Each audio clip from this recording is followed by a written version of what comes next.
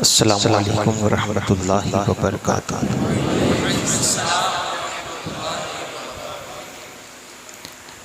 अल्हम्दुलिल्लाहि रब्बिल आलमीन वल आक़िबतु लिल मुत्तक़ीन वस्सलातु वस्सलामु अला सय्यिदिल अंबियाइ वल मुरसलीन अम्मा बाद फ़अऊज़ु बिल्लाहि मिनश शैतानिर रजीम बिस्मिल्लाहिर रहमानिर रहीम।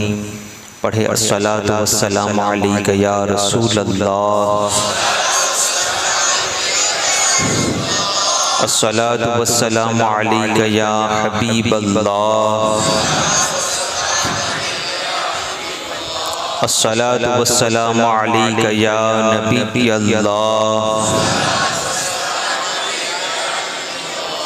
अस्सलातु वस्सलामु अलैका या नूरल्लाह,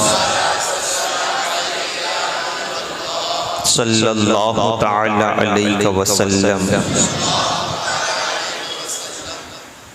गौसे आज़म बमने बेसरो सामा मददे क़िबला दी मददे काबा ईमा मददे।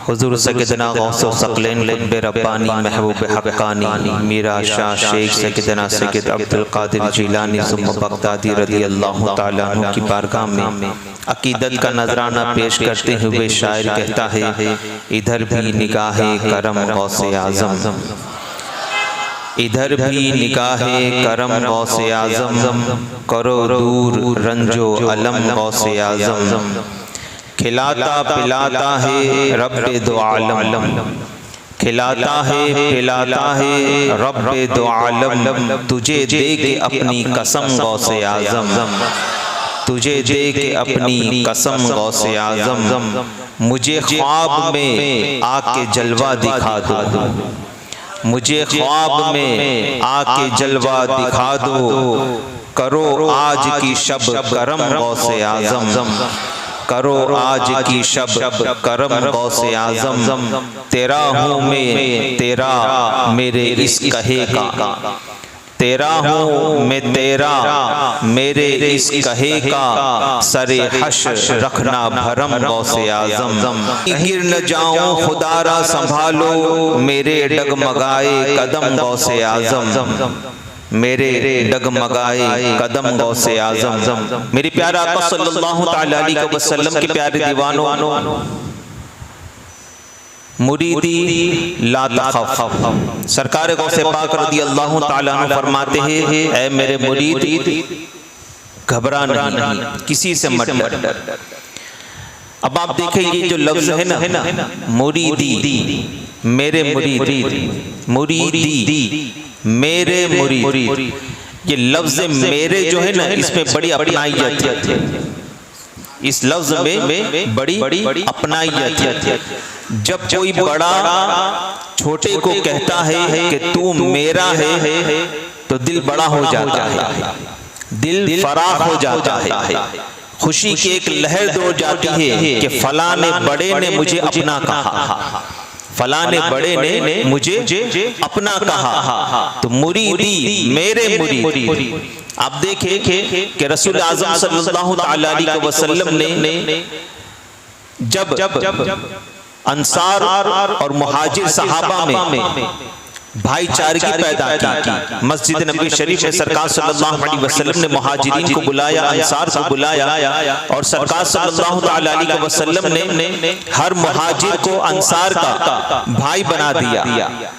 ए फलाने तू फलाने का भाई हो जा, ए फलाना तू फलाने का भाई बन जा, ए फलाना तू फलाने का भाई बन जा। उखुवत पैदा कर रहे हैं सरकार सल्लल्लाहु अलैहि वसल्लम, सहाबा में आपस में भाईचारगी पैदा कर रहे हैं, एक दूसरे में भाईचारा पैदा कर रहे हैं। हर सहाबी को दूसरे सहाबी का भाई बनाया, तन्हा मौलाए कायनात रह गए, तन्हा हजरत अली रज़ी अल्लाह ताला अन्हु रह गए, मौलाए कायनात खड़े हुए अर्ज करते हैं, फिदा का उम्मी व अबी या रसूल अल्लाह सल्लल्लाहु अलैहि वसल्लम, मेरे माँ बाप आप पर कुर्बान हो सरकार, आपने हर सहाबी को दूसरे सहाबी का भाई बनाया, मगर या रसूल अल्लाह आपने अली को फरामोश कर दिया, आपने अली को तन्हा छोड़ दिया। अल्लाह अकबर, कुर्बान मेरे मुस्तफ़ा जान रहमत सल्लल्लाहु अलैहि वसल्लम के जवाब पर आका इरशाद फरमाते हैं, ए अली, एक सहाबी दूसरे सहाबी का भाई बना, हर सहाबी को दूसरे सहाबी का मैंने भाई बनाया। अली तुम तन्हा नहीं रह गए और ना ही मैंने तुम्हें फरामोश किया है। ए अली सुन लो, दुनिया और आखिरत में तुम मोहम्मद के भाई हो। दुनिया और आखिरत में तुम मोहम्मद के भाई हो, तुम मेरे भाई हो, मेरे भाई। मुस्तफा जान रहमत ने फरमाया तुम दुनिया और आखिरत में मेरे भाई हो। तो हजरत अली रदी अल्लाह ताला अन्हु की खुशी का ठिकाना न रहा, इसलिए कि मुस्तफा जान रहमत ने, नबियों के ताजदार ने हजरत अली को कहा तू मेरा भाई है, मेरा भाई। तो ये लफ्ज जो मेरा होता है ना, इसमें बड़ी अपनाइयत होती है। सरकार गौसे पाक रदी अल्लाह ताला अन्हु फरमाते हैं मुरीदी ला तखफ, ऐ मेरे मुरीद घबरा नहीं, डर नहीं, किसी से मत घबरा। इसलिए नहीं कि तेरा पीर अब्दुल कादिर है। गौसे पाक फरमाते मुरीदी ला तखफ, ऐ मेरे मुरीद घबरा नहीं, डर नहीं, इसलिए नहीं कि तेरा पीर अब्दुल कादिर है, बल्कि तेरा पीर अब्दुल कादिर का जो खुदा है वो अल्लाह तबारक व तआला है। अल्लाह मेरा रब है। मुरीदी ला तखफ अल्लाह रब्बी, ऐ मेरे मुरीद घबरा नहीं, इसलिए कि मेरा रब अल्लाह है। मेरा रब जो है वो अल्लाह है। ताजदार कायनात सल्लल्लाहु अलैहि वसल्लम के शहदा यूं आप गौर फरमाए कि सरकार गौसे पाक रदी अल्लाह ताला अन्हु अपने मुरीदों पर कैसा फजल फरमाते हैं, अपने मुरीदों पर कैसी निगाह रहमत फरमाते हैं। ताजदार कायनात सल्लल्लाहु अलैहि वसल्लम के शहदा यूं आप देखें एक मजूसी का वाकया। एक मजूसी आतिश परस्त जो आग की पूजा करने वाला, सरकार गौसे पाक रदी अल्लाह ताला अन्हु को से उससे बड़ी अकीदत थी, बड़ी मोहब्बत थी। ये कौन वाकया बयान करता है? ये वाकया बयान करने वाले हजरत अज़मतुल्लाह बिन काजी रदी अल्लाह ताला अन्हु। आप ये वाकया बयान करते हैं कि मेरे पड़ोस में एक मजूसी रहता था, आतिश परस्त रहता था, जो आग की पूजा करने वाला था। मगर जब भी 11वीं शरीफ का महीना आता तो अपने घर में खूब एहतमाम किया करता था। गोया के अपने आप को गौसे पाक का मुरीद भी कहता था। आतिश परस्त, आग की पूजा करने वाला, काफिर था वो, मगर अपने आप को गौसे पाक का दीवाना कहता था, अपने आप को गौसे पाक का मुरीद कहता था। और जब 11वीं का महीना आता तो सरकार गौसे पाक रदी अल्लाह ताला अन्हु के नाम पर फकीरों में लंगर लुटाया करता था।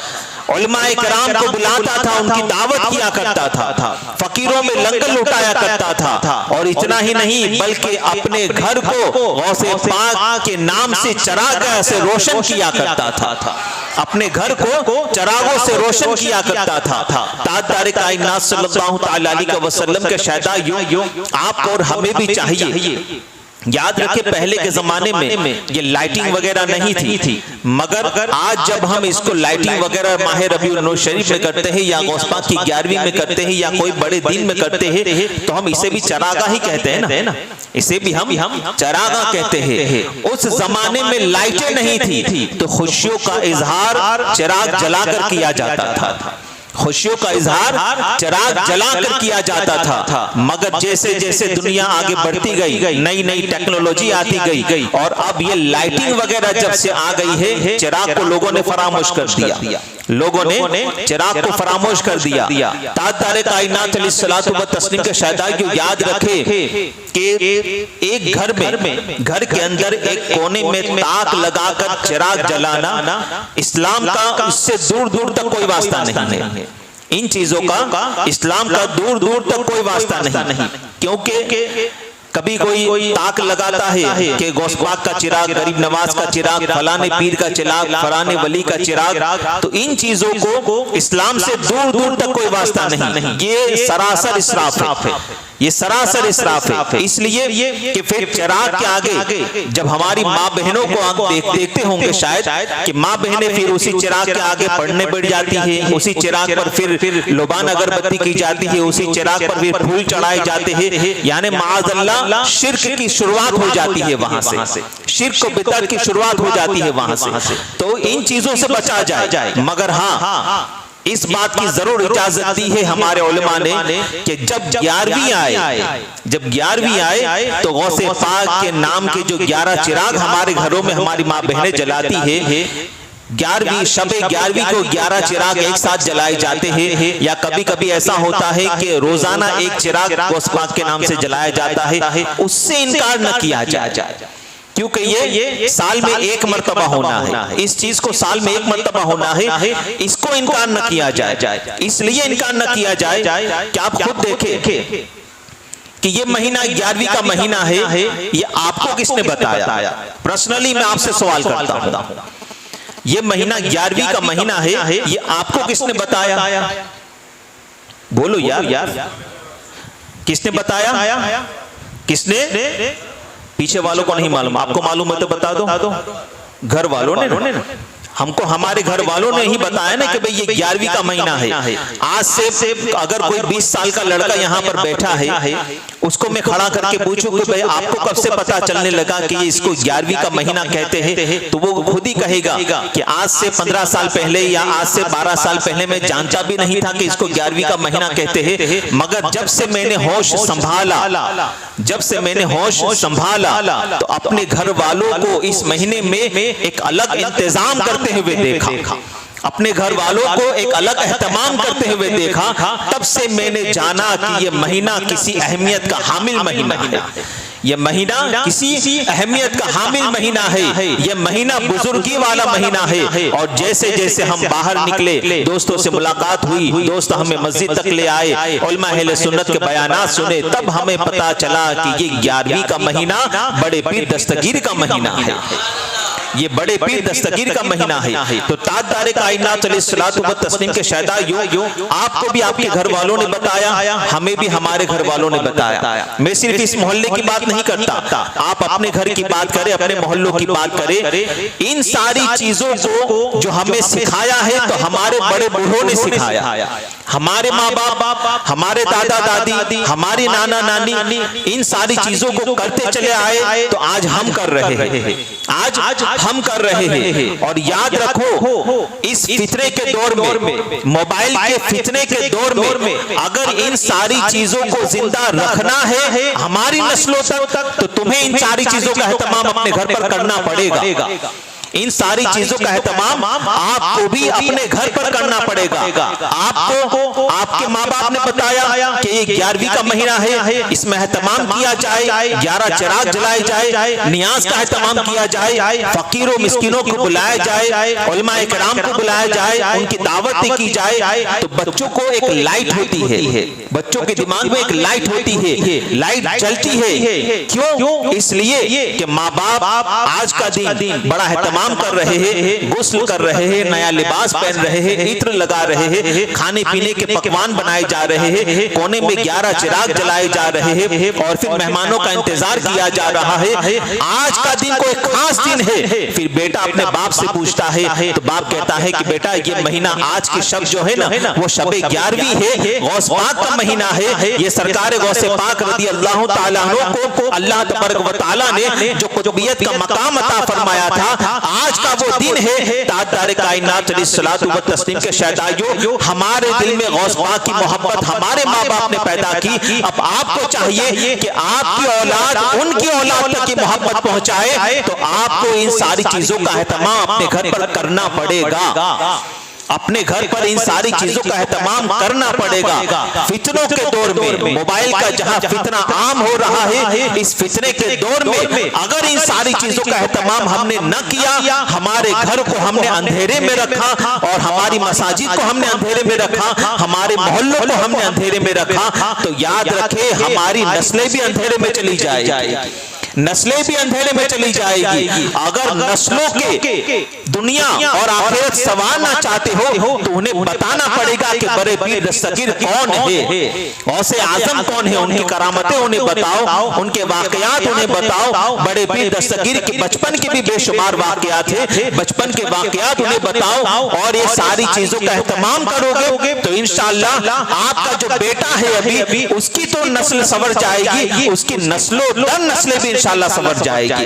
और नस्ले दर नस्ले बड़े पीर का नाम लिया जाता रहेगा, बड़े पीर का नाम लिया जाता रहेगा। आपके बाप दादा ने सिखाया कि बड़े पीर दस्तगीर कौन है, तुम अपने बच्चे को सिखाओ कि बड़े पीर दस्तगीर कौन है, वो अपनी औलाद को सिखाएगा कि बड़े पीर दस्तगीर कौन है। तो नस्ल दर नस्ल तक ये चलता रहेगा सिलसिला।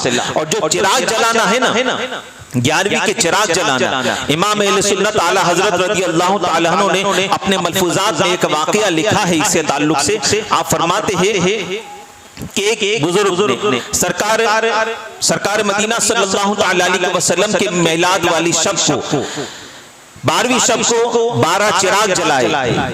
एक शख्स आया जो इन सारी चीजों को नहीं मानता था, कहता है कि ये सारी चीजें जो है इसराफ है, ये चिराग जलाना वगैरह ये सारी चीजें इसराफ है। मुझे उन नादानों पर इस बात पर मुझे हंसी आती है कि जब मॉल वगैरह में खुद अपने मॉल खरीदते हैं, जो शोरूम वगैरह खरीदे जाते हैं, तो याद रखे उजाला एक लाइट से भी हो जाता है, उजाला एक लाइट से भी हो जाता है। शोरूम में ये 10-10 12-12 बल्ब क्यों जलाए जाते हैं?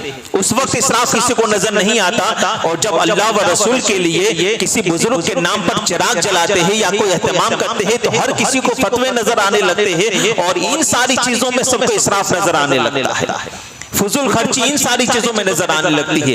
घर के अंदर एक लाइट से भी काम हो चल सकता है, मगर लाइट अलग से जल रही है, बल्ब अलग से जल रहा है, बीच में झुम्मर अलग से जल रहा है। ये सारी चीजें क्यों? उस वक्त तुम्हें इसराफ नजर नहीं आता। और बड़े पीर दस्तगीर के 11 चिराग जलाओ, 12वीं के 12 चिराग जलाओ, तो फिर फतवे देना शुरू कर देते हैं कि ये सरासर इसराफ है। सरकार आला हजरत रज़ी अल्लाह ताला अन्हु, याद रखे, अपने वक्त का मोहताज मुजद्दिद था वो, अपने वक्त का मोहताज मुजद्दिद था वो। सरकार आला हजरत रज़ी अल्लाह ताला अन्हु ने अपने मलफूजात में लिखा है कि एक बुजुर्ग ने शबे 12वीं को 12 चिराग जलाए। एक शख्स आया, कहने लगा ये सारी चीजें फुजुल खर्ची है। तो वो बुजुर्ग के जवाब पर कुर्बान कहते हैं कि अगर मैंने अपने नफ्स की खातिर ये चिराग जलाए हैं तो तुम बुझा दो, तुम बुझा दो।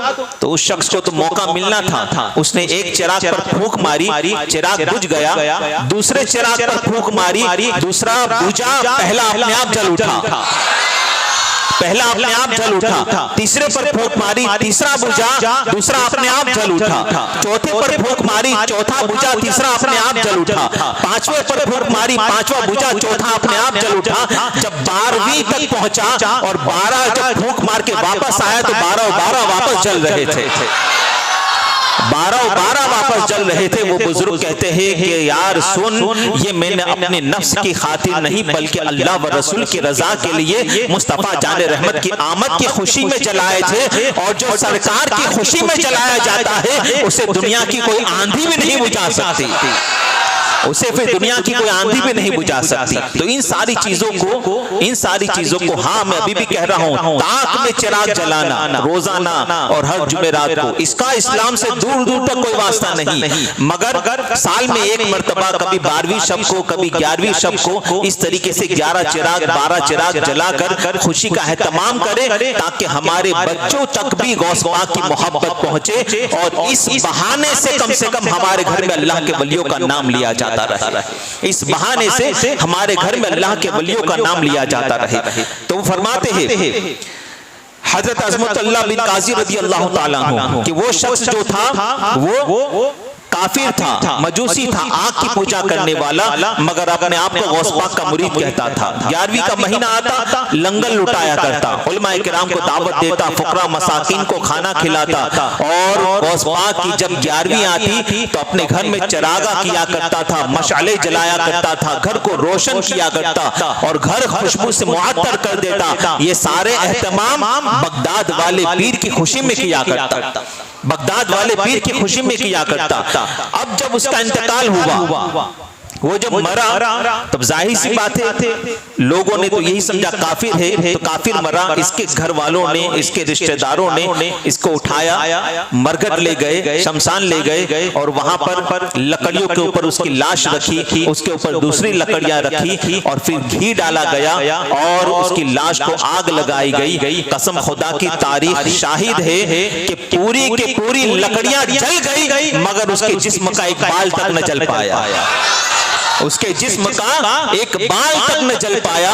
ताज़दार कायनात अलैहिस्सलातु व तस्लीम के शहदाइयों, उस जमाने के एक अल्लाह के वली जिनका नाम हजरत अब्दुल्ला था, उनको सरकार गौसे पाक रदी अल्लाह ताला अन्हु ख्वाब में तशरीफ लाए और सरकार गौसे पाक रदी अल्लाह ताला अन्हु ने फरमाया, जब उसके जिस्म का बाल न जला ना, उसका जिस्म वैसा के वैसा रहा, तो उसके घर वालों ने, रिश्तेदारों ने जब देखा कि जिस्म जलने का नाम नहीं ले रहा, तो रिश्तेदारों ने एक मशवरा कमेटी बिठाई और ये बात तय पाई कि इसकी लाश को फलाने तालाब में बहा दिया जाए। तो उसकी लाश को तालाब में बहा दिया गया। यहाँ गौसे पाक रज़ी अल्लाह ताला अन्हु उस जमाने के बुजुर्ग हजरत अब्दुल्ला के ख्वाब में तशरीफ लाए और सरकार ने इरशाद फरमाया कि फला फला तालाब में मेरे एक रूहानी बेटे की लाश बहाई जा रही है। क्या फरमाया गौसे आजम ने? मेरे रूहानी बेटे की लाश को बहाया गया है, तुम वहां पर पहुंचोगे। जब तुम वहां पर पहुंचोगे तो लाश वहां तक उस जगह पर आ जाएगी, जल्दी से वहां जाओ, उसकी लाश को बाहर निकालो, उसको गुस्ल दो, कफन पहनाओ, जनाजे की नमाज भी पढ़ाओ, जनाजे की नमाज भी पढ़ाओ और इज्जत और अजमत के साथ उसे दफन करो, इसलिए कि मेरे रब ने मुझसे वादा किया है, अब्दुल कादिर जो तुमसे मोहब्बत करेगा वो दुनिया और आखिरत की आग से तो अल्लाह उसे आजाद फरमा देगा, मैं उसे आजाद कर दूंगा। इतना ही नहीं बल्कि सरकार गौसे पाक रज़ी अल्लाह ताला अन्हु फरमाते हैं कि अल्लाह तबारक व तआला ने जहन्नम की और दुनिया की आग से आजादी का वादा तो किया है, बल्कि सरकार गौसे पाक रज़ी अल्लाह ताला अन्हु फरमाते हैं कि अल्लाह तबारक व तआला ने मेरी लाज रखते हुए उसके मरने से पहले उसे ईमान की दौलत अता फरमा दी है, उसे ईमान की दौलत अता फरमा दी है। और हम औलिया के नजदीक उसका नाम सादुल्लाह है, हम औलिया के नजदीक उसका नाम सादुल्लाह है। ताज़दार कायनात अलैहिस्सलातु व तस्लीम के शहदाइयों, आप गौर फरमाए कि सरकार गौसे पाक रज़ी अल्लाह ताला अन्हु से अगर कोई मजूसी मोहब्बत कर ले, अगर कोई आतिश परस्त मोहब्बत कर ले, तो गौसे आजम उसको ईमान की दौलत से तो नवाज ही नवाज रहे हैं, साथ ही साथ अपना रूहानी बेटा भी कहते हैं, अपना रूहानी बेटा भी कहते हैं। एक कादरियों नाज करो अपनी किस्मत पर कि जब एक आग की पूजा करने वाला तौबा करने के बाद मोहब्बत गौसे आजम की पैदा हो गई, तो तौबा की तौफीक भी मिल गई, ईमान की दौलत भी मिल गई और गौसे पाक ने उसे अपना रूहानी बेटा भी कह दिया।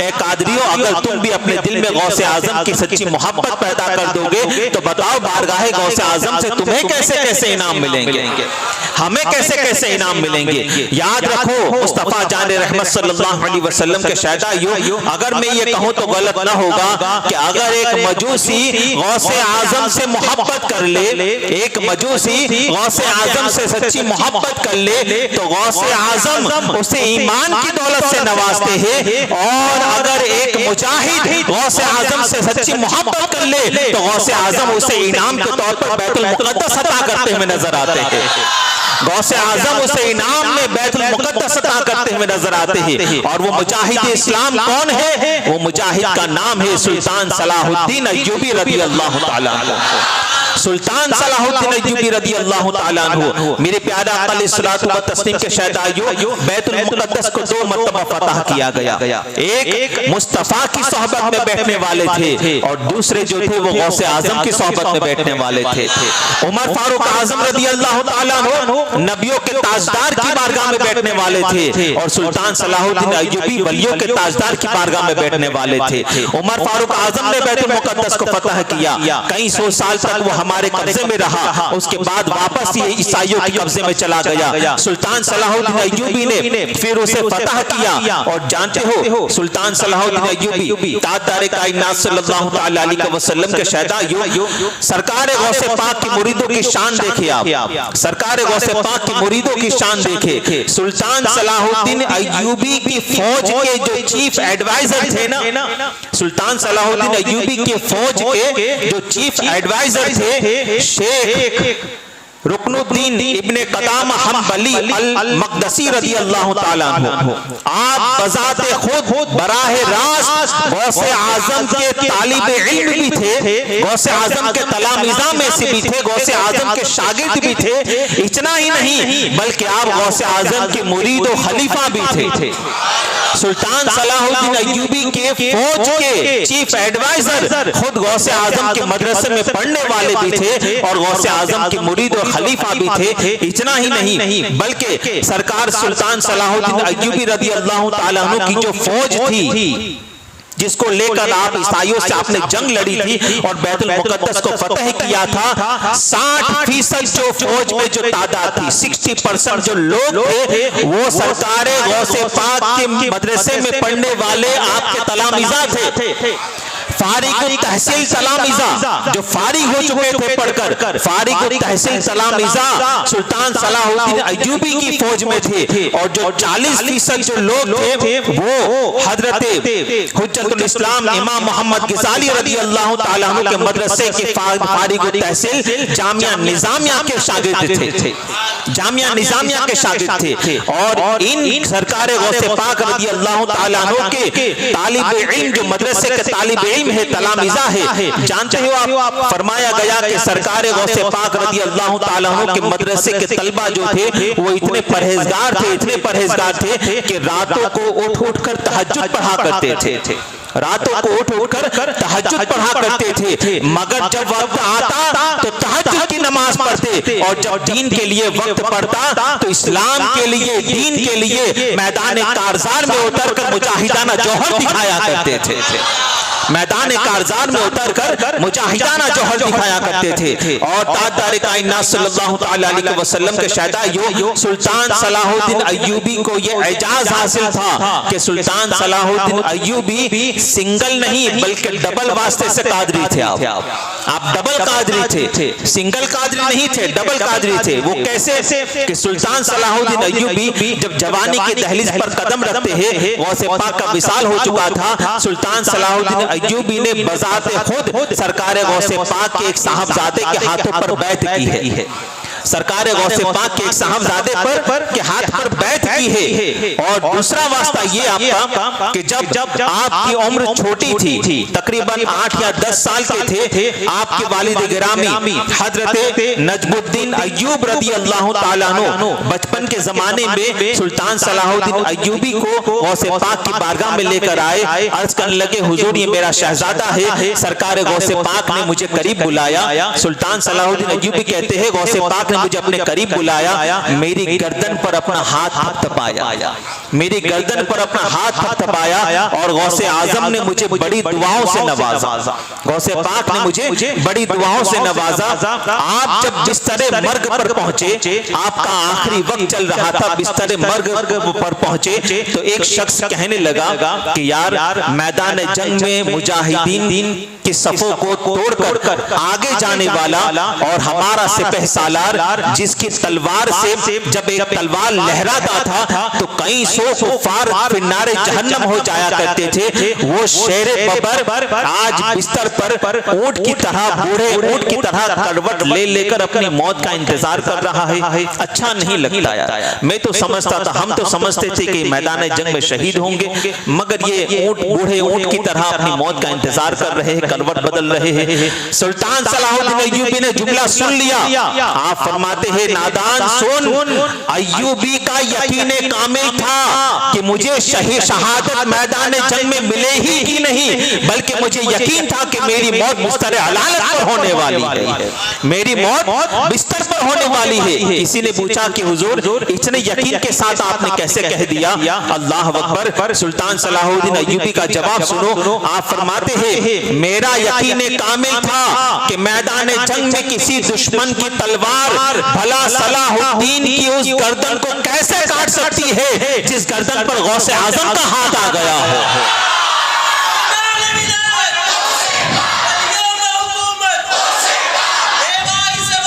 गौसे पाक उस गर्दन को कैसे काट सकती है जिस पर गौसे आजम का हाथ आ गया हो। क्या अकीदा था उनका, क्या अकीदा था उनका। मुरीदी ला तखफ, गौसे पाक फरमाते हैं मेरे मुरीद घबराना नहीं, तेरा पीर अब्दुल कादिर है, तेरा पीर अब्दुल कादिर है। और मैं इस यकीन के साथ इसलिए कहता हूं कि घबराना नहीं, मेरा रब अल्लाह है, मेरा रब अल्लाह है। और गौसे पाक फरमाते हैं ऐ मेरे मुरीद घबराना नहीं, मैं तेरा निगहबान हूं, मैं तेरा निगहबान हूं और हर बुराई और हर फितरे से तेरी हिफाजत करने वाला हूं, हर बुराई और हर फितने से तेरी हिफाजत करने वाला हूं। और ए मेरे मुरीद सुनो कादरियो गौसे पाक का इरशाद, ऐ मेरे मुरीद हश्र की तकलीफ से भी डरना मत। क्या फरमाते हैं, हश्र की तकलीफ से भी घबराना मत, इसलिए कि मीज़ान अमल पर जब तेरे अमाल तोले जाएंगे उस वक्त भी तू अपने पीर बड़े दस्तगीर को मीज़ान के पास खड़ा पाएगा, मीज़ान के पास खड़ा पाएगा। इसी को बिरादर आला हजरत कहते हैं कि मुरीदों को खतरा नहीं बहरे गम से, मुरीदों को खतरा नहीं बहरे गम से कि बेड़े कहे ना खुदा गौसे आजम। ताजदार कायनात सल्लल्लाहु अलैहि वसल्लम के शहदाइयों, बस यही गुजारिशात थी। अल्लाह तबारक व तआला की बारगाह में दुआ है कि अल्लाह तबारक व तआला हम जनाब को सरकार गौसे पाक रज़ी अल्लाह तआला अन्हु की सच्ची पक्की मोहब्बत अता फरमाए, उन्हीं की मोहब्बत में अल्लाह हमें जिंदा रखे, इन्हीं की मोहब्बत में खात्मा बिल खैर मदीने में व बगदाद मुअल्ला में अता फरमाए। अस्तगफिरुल्लाह रब्बी मिन कुल्लि ज़ंबि व अतूबु इलैहि। अस्सलामु अलैकुम।